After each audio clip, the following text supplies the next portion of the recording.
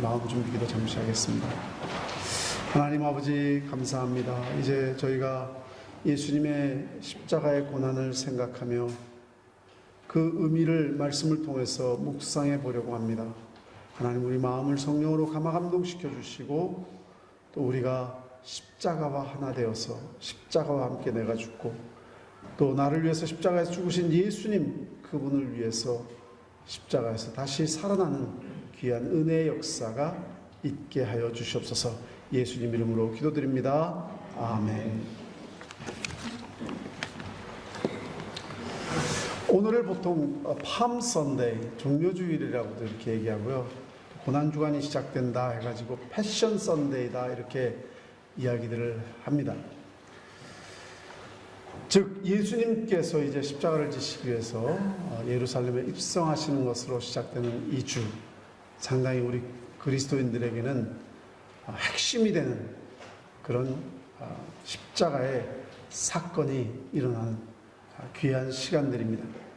그런데 오늘 본 말씀에 보니까 십자가에 못 박히신 것이 3시라고 했는데 유대인 시계로 그렇게 된 것이죠. 그래서 새벽이 아니고 우리로 말하면 오전 9시입니다. 그리고 3시간 후인 6시, 그러니까 정오가 되겠죠. 정오에 이제 예수님 숨을 거두시면서 온 땅이 어두워졌다. 제6시가 되매 온 땅이 어둠이 임하여 제9시까지 계속 하더니 한낮인데 정오면은 한낮 아닙니까? 지금보다 더 밝은 거죠. 그런데 깜깜해졌다는 것입니다. 어떤 사람은 이게 개기일식이 일어난 것이 아니냐. 근데 사실 그 날짜를 따져보면은 개기일식이 일어날 일이 아니죠. 6월절로 음력 14일이었으니까 만월이 가까운 시기니까 불가능한 겁니다. 그리고 개기일식이 일어나더라도 단 몇 분 동안 어두워지는 것이지 이렇게 오랫동안 어두워지는 것은 아닙니다. 어떤 사람은 또 북아프리카에서 열풍이, 흑열풍이, 검은 열풍이 불어왔다. 중국의 황사처럼 막 열풍이 불어가지고 그것도 검은 모래가 막 덮여서 그랬다. 그것도 사실 설득력이 없습니다. 왜냐하면 그냥 그렇게 되면은 황사현상 같이 좀 침침하지 이렇게 어둡지는 않거든요. 누가복음에는 의사의 소견이 나옵니다. 의사 진단서는 우리가 정확하게 신뢰합니다. 냉철한 이성으로 분명히 판단한 누가는 해가 빛을 잃었다라고 표시합니다. 해가 빛을 잃었다. 해가 빛을 잃어버렸다는 겁니다. 그 외에는 다른 설명이 없다는 것이죠. 마치 하나님이 등불을 끄시듯이 끄신 것입니다. 하나님이 직접 행하신 역사였습니다. 상당히 하나님께서 엄청난 이적을 우리가 볼 때, 하나님으로서는 별거 아니지만 우리가 볼 때는 엄청난 이적을 행하셨는데 도대체 무엇이 이렇게 이 순간을 그렇게 중요하게 만든 것일까? 오늘 여러분들과 이 말씀을 한번 생각해 보기를 원합니다. 예수님이 십자가에 죽으셨다. 우리 인간이 당할 그 심판과 저주가 너무나도 하나님 눈에는 환하게 보입니다. 그런데 하나님께서 우리를 불쌍히 여기셔서 그 심판과 저주에서 우리를 건져 죄값을 치르시기 위해서 아들 예수 그리스도를 이 땅에 보내시고 그 아들을 십자가에 못 박아 생명으로 그 죄값을 치르게 하시고 바로 그 순간이 이제는 그 화목제물에 생명이 끊어지는 그런 순간, 하나님께서 외면하시는 순간입니다. 하나님께서 외면하시는데 그 아버지의 심령이 얼마나 슬프고 아팠을까. 왜냐하면 그 고통을 고스란히 당하는 것을 잘 알고 계시는데, 여러분, 자녀가 정말 아파서 울고 있을 때, 너무 고통스러워서, 그렇지만 부모로서 어찌하지 못할 때 무척 마음이 아프죠. 그냥 내가 아팠으면 좋겠다라는 생각을 많이 합니다. 그것은 내가 사랑을 지금 쏟을 수 있는데도 그런데, 지금 거룩하신 하나님께서 이 아들을 냉정하게 하나님의 공의의 제물로 드려야 된다는 이런 순간에 하나님의 마음이 얼마나 아팠으면, 그래서 저는 그런 상상을 했습니다. 말씀을 준비하면서 하나님께서 그냥 등을 끄신 것이 아닌가. 물론 하나님 다 보고 계시고 다 알고 계시지만, 제 생각에 그냥 카튼을 이렇게 닫아버리신 것 같은 그런 느낌을 느꼈습니다. 34절 말씀에 보니까 제9시에 예수께서 크게 소리 지르시되 엘리 엘리 라마 사박다니, 나의 하나님 나의 하나님 어찌하여 나를 버리셨나이까.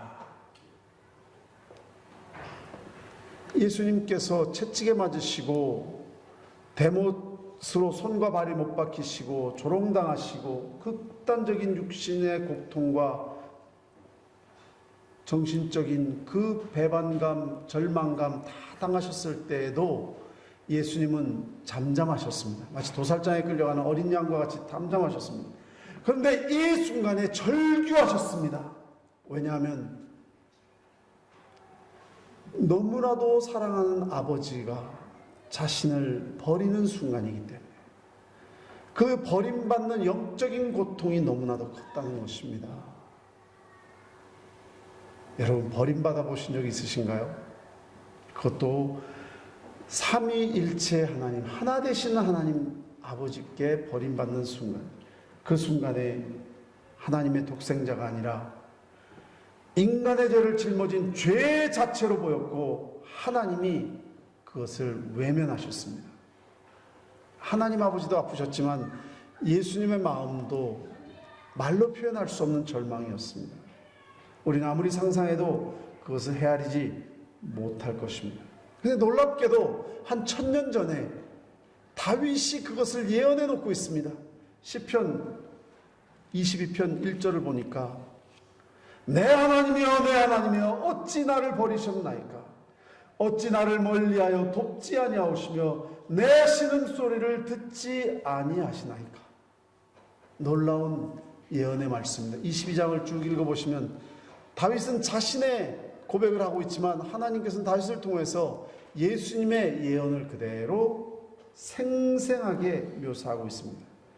6절 같은 데 보면은 22장 6절, 22편 6절을 보면 나는 벌레요 사람이 아니라 사람의 비방거리요 백성의 조롱거리이니이다. 예수님이 살아 생전에 같이 동고동락하였던 요한은 그 모습을 이렇게 표현합니다. 그가 세상에 계셨음에 세상은 그로 말미암아 지은 바 되었으되. 그러니까 그분이 옆에서 가까이 그분을 살펴본 바, 그분은 하나님이심이 분명한데, 창조주이심이 분명한데 세상이 그를 알지 못하였고 자기 땅에 오매 자기 백성이 영접하지 아니하였으니. 인간에게 배척당한 것도 괴로운 일인데, 누구에게 여러분 배척당해 보신 적이 있나요? 굉장히 괴로운 일입니다. 그런데 모든 사람들에게 배척당했다고 생각할 때 그것도 죄도 없는데 가슴이 찢어집니다. 그러나 하나님 아버지께 버림받은 것은 그거에 또 비교가 되지 않습니다. 삼위일체의 친밀하신, 영원히 그렇게 친밀하게 계셨던 분에게 외면당하신다. 그래서 그는 아버지라고 부를 순간인데도 그렇게 부를 수도 못하고, 그렇다고 하나님을 놓을 수도 없고, 그래서 나의 하나님 엘리 엘리 이렇게 부른 겁니다. 세례 요한은 이 예수님을 가르쳐서 보라 세상 죄 지고 가는 하나님의 어린 양이로다 예수님은 인간의 모든 죄를 짊어지시고 십자가에 달리고 계십니다. 그러니까 거룩하신 하나님 눈으로는 그 죄덩어리를, 인류의 죄가 얼마나 많겠습니까? 그 인류의 죄를 다 그 한 몸에 지고 가는 그 죄덩어리를 하나님은 참아볼 수가 없으셨습니다. 거룩하신 하나님이 품을 수가 없습니다. 버릴 수밖에 없습니다. 하박국에 보니까 이렇게 예언해 놓고 있습니다. 주께서는 눈이 정결하심으로 악을 참아보지 못하시며 패역을 참아보지 못하시거늘. 그래서 불을 그냥 끄신 거 아닐까? 카튼을 닫으신 거 아닐까? 하나님의 아픔, 하나님의 슬픔을 그대로 보여주는 순간입니다. 예수님이 왜 그렇게 하셨을까요? 우리의 죄를 지은 것은 우리인데, 죄의 싹이 사망인데, 그 사망의 죄를 온전히 다 인류의 죄를 다 감당하기 위해서는 생명이 지불돼야 되는데, 짐승의 생명으로는 인류의 죄가 어떻게 다 사함을 받겠습니까? 그 한 인간이 죽는다고 되겠습니까? 인간은 죄인이기 때문에 자기가 죽는 것은 자기 죄값으로 죽으니까 의미가 없습니다. 죄 없으신 독생자 예수님의 피만이 인류의 죄를 지불할 수가 있습니다. 죄의 심각성을 우리는 여기서 볼 수 있고, 우리에게 주어진 구원의 중요성, 소중함을 볼 수 있습니다. 독생자 아들을 외면하면서까지 우리의 죄를 사시기를 원하셨던 그 하나님의 사랑, 그 결정체가 우리의 구원이죠. 이사야서 53장 6절을 보니까 여호와께서는 우리 모두의 죄악을 그에게 담당시키셨도다. 10절에는 여호와께서 그에게 상함을 받게 하시기를 원하사 질고를 당하게 하셨은즉, 아버지께서 그의 모든 죄를 그에게 담당시키실 때에, 베드로전서 2장 24절 말씀을 보니까 친히 나무에 달려 그 몸으로 우리의 죄를 담당하셨으니 이는 우리로 죄에 대하여 죽고, 목적이 나옵니다. 우리로 죄에 대하여 죽고 의에 대하여 살게 하려 하십니다. 천국에 가려면 우리가 의의 옷을 입어야 되는데, 그 의가 어디서 나오냐는 것이죠. 하나님에게서 나오는데, 그 의의 옷을 입혀주시기 위해서 십자가에서 그 모든 불의를 다 지불하시고 십자가의 의의 옷을 주시기 위해서 예수님은 우리의 죄를 담당하시고 우리를 대신하여 하나님의 심판을 받으신 것입니다. 그리고 마지막에 뭐라고 그러셨죠? 다 이루었다 하시고 머리를 숙이니 영혼이 떠나가신다. 다 이뤘다라는 말은 완불했다라는 것이죠. pay off. 모든 것이 다 지불되었습니다. 당신은 이제 죄인이 아닙니다. 당신은 이제 더 빗장이로 쫓겨다니는 자가 아닙니다. pay off라는 것입니다.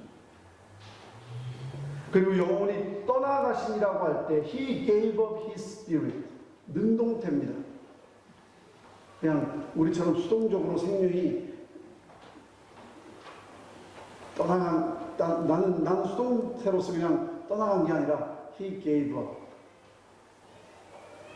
예수님께서 그 영혼을 He gave up His Spirit. 얼마든지 거기에서 자신의 목숨을 1000번만번 구할 수 있는 능력이 있으신 하나님이신데도 불구하고 그는 그렇게 하지 않았다는 것입니다. 생전에 뭐라고 그러셨죠? 예수님께서 요한복음 15장 13절에 사람이 친구를 위하여 자기 목숨을 버리면 이보다 더 큰 사랑이 없고, 그리고 우리를 뭐라고 부르셨습니까? 너희는 나의 종이 아니라 이제는 나의 친구라. 요한복음 15장에 이렇게 말씀하셨습니다. 친구를 위하여 목숨을 버리기를. 그리고 요한복음 10장 17절에 보니까 내가 내 목숨을 버리는 것은 그것을 내가 다시 얻기 위함이니 이로 말미암아 아버지께서 나를 사랑하시니 이를 내게서 빼앗는 자가 있는 것이 아니라 내가 스스로 버리노라. 나는 버릴 권세도 있고 다시 얻을 권세도 있으니. 다 이루었다라는 것은 그분이 우리의 구원을 이루시기 위해서 이 모든 것을 기쁨으로, 의도적으로 자신의 뜻을 가지고 그렇게 하셨다는 것입니다. 베풀어 주신 것입니다. 우리에게. 사실 예수님께서 큰 소리로 지르신 이 한마디, 엘리 엘리 라마 사박다니, 그 사람들은 엘리야를 부르는가? 한번 보자, 엘리야가 와서 구원해 주는가? 끝까지 조롱했습니다. 예수님은.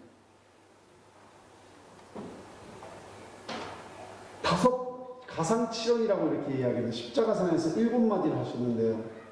이 엘리 엘리 사박다니는 5번째, 그리고 6번째가 다 이루셨다라는 말씀이에요. 그럼 마지막 칠언은 뭘까요? 누가복음 23장 46절에 나옵니다. 아버지여, 내 영혼을 아버지 손에 부탁하나이다. 처음부터 끝까지 지금 나를 버리시는 순간에도 하나님 아버지는 나를 사랑하고 계시고, 그리고 이제 다 구원을, 하나님 아버지의 뜻을 온전히 이루고 다 이룬 구원을 완성한 그 순간에도 하나님은 나를 사랑하고 계시고, 이제는 나를 사랑하신 아버지께 내 모든 것을 맡깁니다. 예수님은 처음부터 끝까지 예수님의 하나님 아버지의 사랑을 알고 계셨고, 버림받는 그 순간에도 하나님 아버지의 사랑을 포기하지 않았습니다. 결국 하나님의 사랑에서 이 모든 것이 이루어진 것을 알고, 마치 어머니의 품에 아들이 안기듯이 편안하게 마지막을 맡기신 것이죠. 예수님의 십자가는 하나님의 사랑의 결정체입니다. 그런데 또 한 가지 사건이 벌어집니다. 예수님이 십자가를 받으신 것은 예루살렘 성 밖입니다. 그 해골골짜기라고 이렇게 좀 떨어진 곳인데, 하나님을 섬겼던 그 성전은 예루살렘 안에 있습니다. 성 안에. 근데 그 예루살렘 성 안에 지성소와 성소를 구별하는 휘장이 또 찢어집니다. 마가복음 15장 37절 말씀, 38절 말씀. 예수께서 큰 소리를 지르시고 숨지시니라. 이에 성소 휘장이 위로부터 아래까지 찢어져 둘이 되니라. 지성소와 성소, 지성소는 말 그대로 지극히 거룩한 장소란 뜻입니다. 거기에는 성전의 그 핵심이 되는 곳으로, 하나님이 임재하는 곳으로서 아무나 들어가는 곳이 아닙니다. 대제사장이 1년에 딱 한 번 들어가는 곳입니다. 그 지성소에 들어가기 전에 대제사장은 철저하게 준비합니다. 왜냐하면 잘못 소홀하게 했다가는 그 자리에서 죽기 때문에. 그래서 몸에 방울을 달고 들어갑니다. 몸에 줄을 맵니다. 왜? 들어가서 움직일 때 방울 소리가 나면 대제사장이 살아있구나. 들어갈 수가 없으니까. 밧줄을 매니까 거기서 대제사장이 소홀히 해서 죽었을 때에는 아무나 못 들어가니까 밧줄로 그 시체를 끌어낸 겁니다. 그만큼 거룩한 곳입니다. 그래서 그 거룩한 곳을 가리는 곳은 아주 특별하게 휘장으로 둘렀습니다. 24 가닥의 실로 엮은 끈 12개로 만들어져서 두께만 해도 두께가 손바닥만한 휘장입니다. 얼마나 두껍습니까? 이런 휘장이 저절로 위에서부터 쫙 찢어진다는 것은 사람의 힘으로도 사실 칼로 해도 안 되는 거거든요. 하나님께서 직접 휘장을 그 시간에 찢으셨습니다. 그건 뭘 의미합니까? 왜 휘장이 생겼습니까? 거룩한 하나님 앞에 거룩하지 못한 속된 인간이 나올 수 없기 때문에 휘장으로 어떻게 보면 상징적인 것이죠. 아담과 하와가 에덴 동산에는 그런 거 없었습니다. 하나님과 너무나도 기쁘게 교제하고 화평한 관계를 맺어 있었고, 그리고 하나님과 언제든지 만날 수 있었고 대화할 수 있었고, 하나님께 필요한 것을 구할 수 있었습니다. 그러나 사람이 하나님께 불순종하고 하나님을 떠나고 마귀의 종로로 타고 하나님과 원수가 되고 죄로 물들어 버렸을 때에는 하나님과 교제가 단절하였고 죄악이 하나님과 사람 사이에 큰 간격을 내었다라고 이사야서 59장 1절 2절에 말씀하십니다. 여호와의 손이 짧아 구원하지 못하심도 아니요 귀가 둔하여 듣지 못하심도 아니라 오직 너희 죄악이 너희와 너희 하나님 사이를 갈라놓았고 너희 죄가 그의 얼굴을 가려서 너희에게서 듣지 않으시게 합니다. 그래서 하나님이 유일하게 인간과 교제했던 것이 대제사장을 통해서 짐승의 피로, 즉 죄의 싹을 지불하는 그 생명의 피를 가지고 제사장이 나와 제한적으로 한시적으로 잠시나마 하나님과 화목제를 드림으로 화평을 누렸던 것이죠. 제사장도 하나님과 직접 교제할 수 있는 것도 아니었습니다. 1년에 한 번 딱 대속죄일에 지성소에 들어가서 하나님과 교제를 하였습니다. 모든 백성을 대신해서 백성의 죄를 가지고 나아가 하나님 앞에 죄를 내려놓으면서 화평의 시간을 가졌던 것이죠.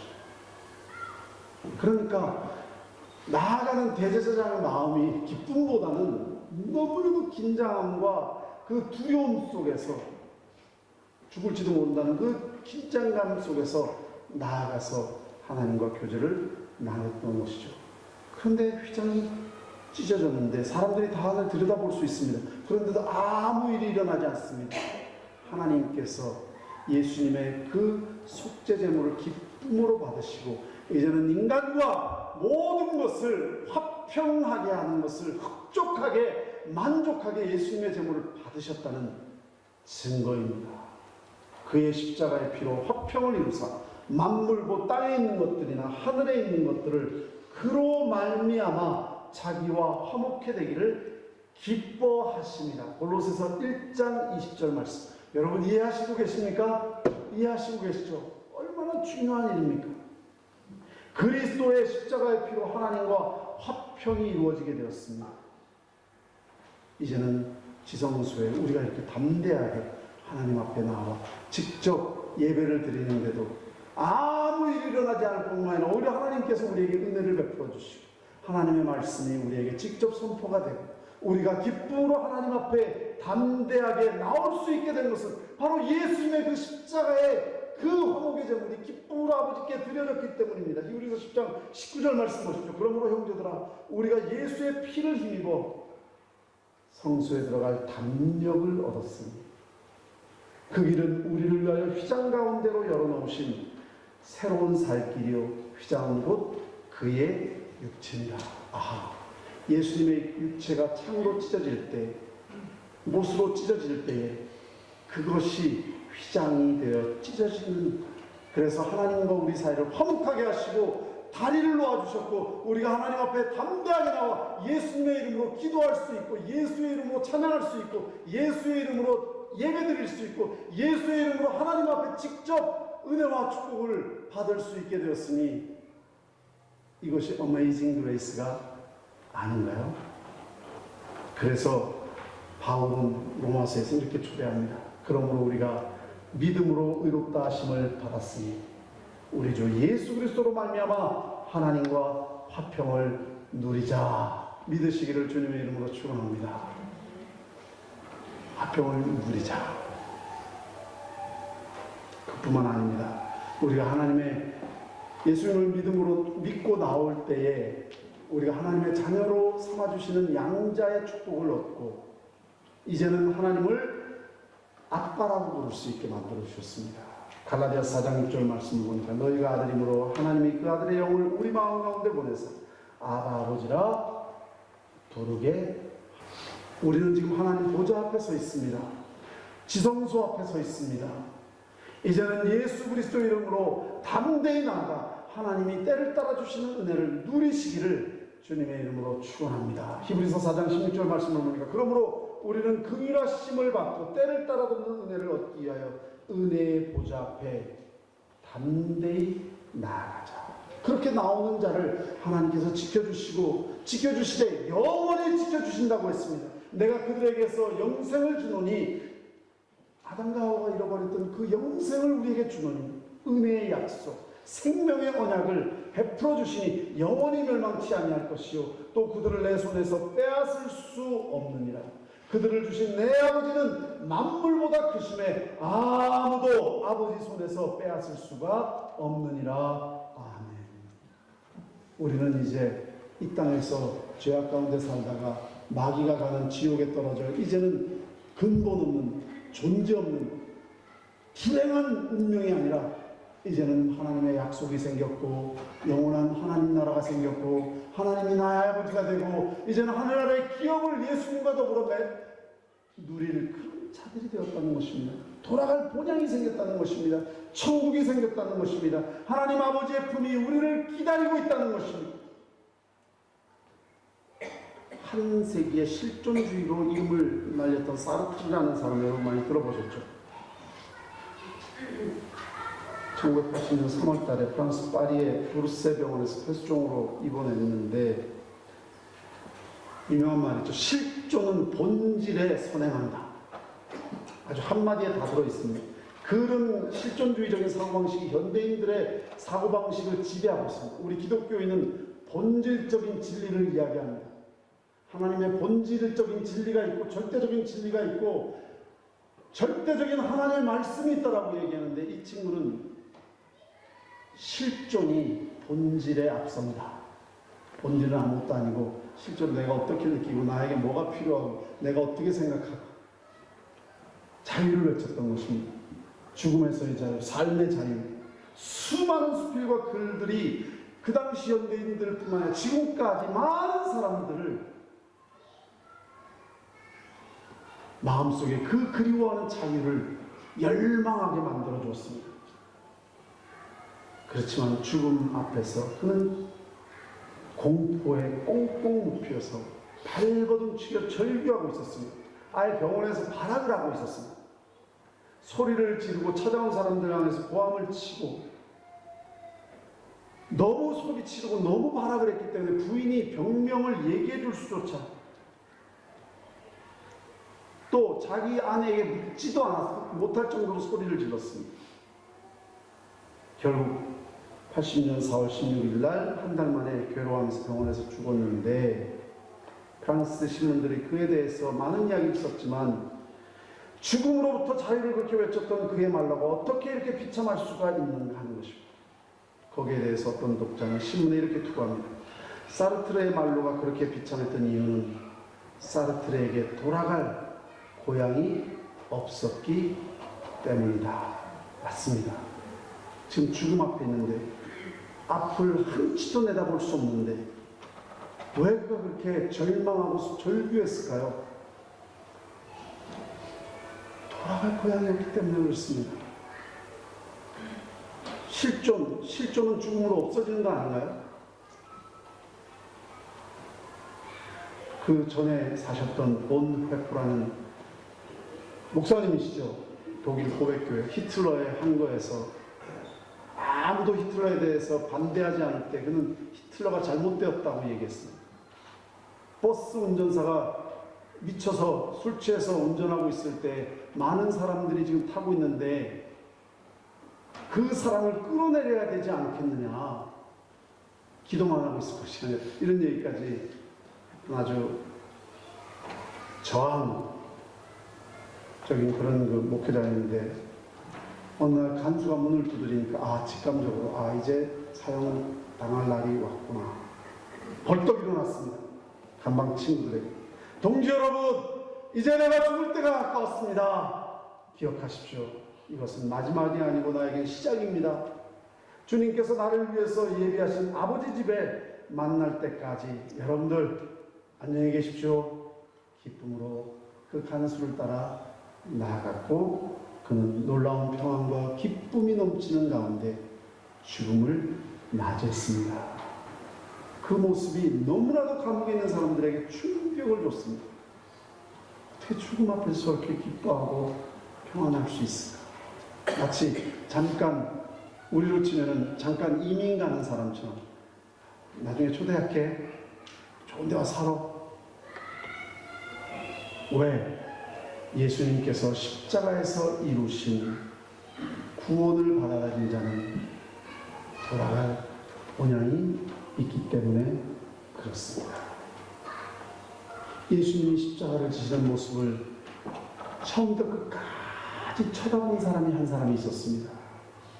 마가복음 15장 39절을 보면요, 예수를 향하여 섰던 백부장이, 예수를 향하여 섰다는 건 예수님 십자가 달릴 때 예수님을 직접적으로 처음부터 끝까지 눈여겨본 사람이 있었습니다. 로마의 백부장이죠. 너무나도 그 죽음이 좀 달라 보였습니다. 대부분의 죄수들은 십자가에서 고통을 당하면 견디지 못합니다. 아무리 독한 죄수라도 그 못 박힌 손과 발의 고통, 호흡곤란, 수시로 반복되는 경련과 발작 때문에 보통은 빨리 죽여달라고 고래고래 소리를 지르게 되어 있습니다. 사정합니다. 또는 로마 군인들에게 격렬하게 막 욕을 퍼붓거나 비방하거나 저주합니다.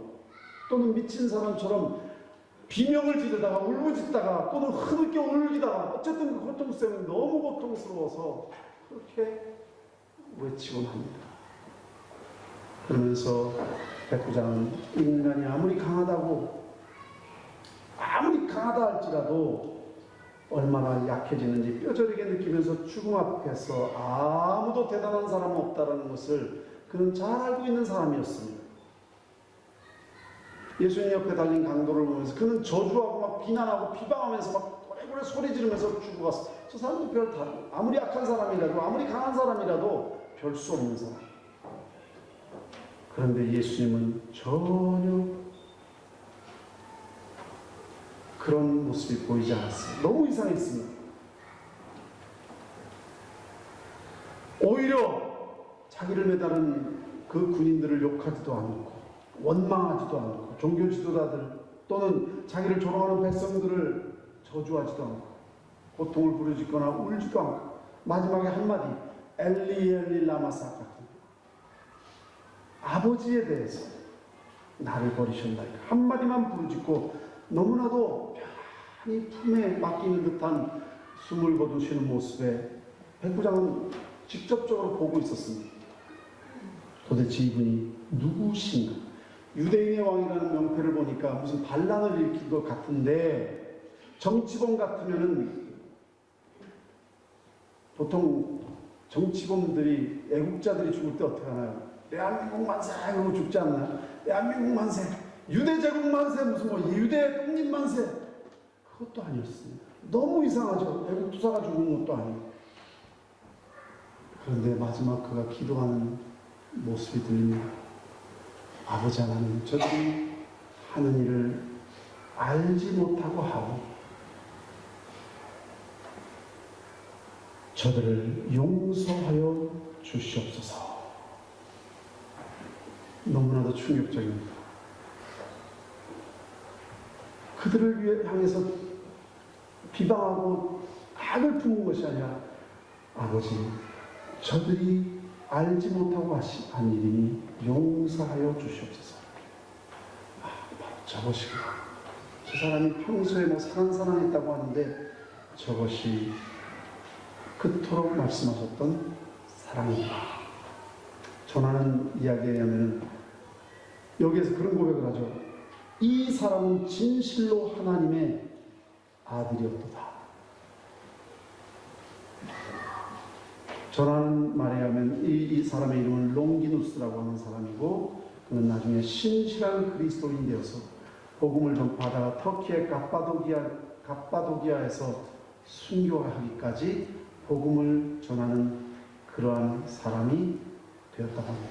오늘 저와 여러분들은 예수님의 십자가 앞에 함께 서 계십니다. 우리는 과연 이 십자가 앞에 어떤 반응을 하고 있는지, 예수님의 그 십자가의 사랑, 하나님의 사랑, 우리를 위해서 베풀어 주신 그 용서, 그 십자가의 속죄 화목에 주님의 그 손을 믿음으로 받아들이시기를 주님의 이름으로 축원합니다. 그 죽음은 나를 구원하기 위한 죽음이었습니다. 이 죽음이, 이 사랑이 이 백부장을 변화시켰던 것처럼 저와 여러분들의 근본적인 삶을 변화시키십니다. 우리에게 돌아갈 본향이 있기를 주님의 이름으로 축원합니다. 같이 기도하겠습니다. 오 아버지 하나님, 예수님이 나의 구원주 되심을 다시 한번 고백합니다. 나에게 영생의 소망을 주셨음을 감사드립니다. 이제부터는 이 십자가가 나의 삶의 기초가 되게 하시고 실존이 아니라 하나님의 말씀이 본질이 되게 하시고 하나님이 나의 본질이 되게 하여 주시옵소서. 예수님의 이름으로 기도드립니다. 기도하겠습니다. 지금은 우리 주 예수 그리스도의 무한하신 은혜와 만극하신 하나님 아버지의 사랑, 성령의 교통하심과 역사하심, 오늘 이 자리에 나와 하나님의 은혜를 사모하며 주의 뜻대로 살아가기를 원하는 모든 성도들 머리 위에 지금부터 영원토록 함께 하시기를 축원하옵나이다. 아멘.